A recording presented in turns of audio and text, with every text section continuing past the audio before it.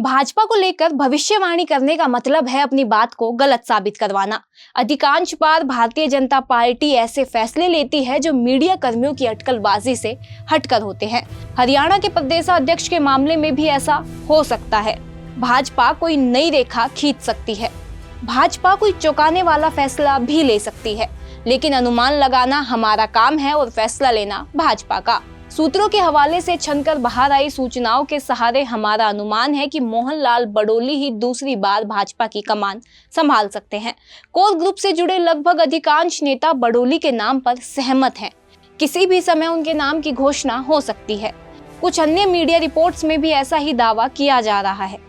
बडोली के नाम की चर्चा ने तब से भी जोर पकड़ा जब मैं पिछले दिनों प्रधानमंत्री नरेंद्र मोदी, राष्ट्रीय अध्यक्ष जेपी नड्डा व गृह मंत्री अमित शाह से मिलने दिल्ली पहुंचे थे। अब भाजपा में जो लोग मोहनलाल बडोली को दोबारा अध्यक्ष नहीं बनने देना चाहते हैं, उनके पास सबसे बड़ा हथियार पिछले दिनों हिमाचल में दर्ज हुई रेप की एफआईआर है।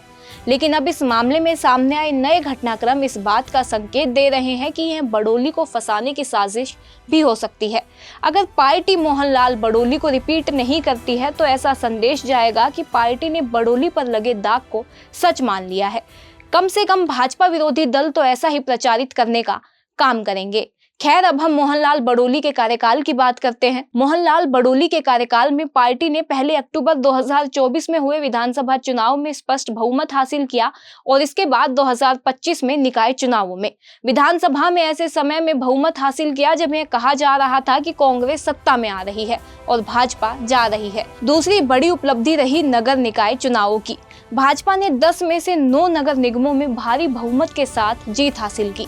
नगर परिषद व नगर पालिकाओं में भी भाजपा का दबदबा रहा और कांग्रेस इन चुनावों में कुछ खास नहीं कर पाई।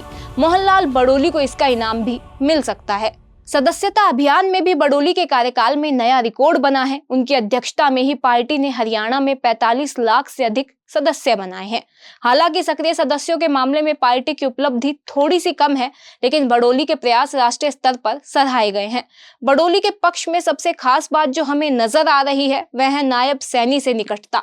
बडोली और नायब की जोड़ी हरियाणा में घी खिचड़ी की तरह काम कर रही है। सूत्रों के अनुसार नायब सैनी भी चाहते हैं कि मोहनलाल बडोली को ही दूसरी बार भाजपा का ताज मिले।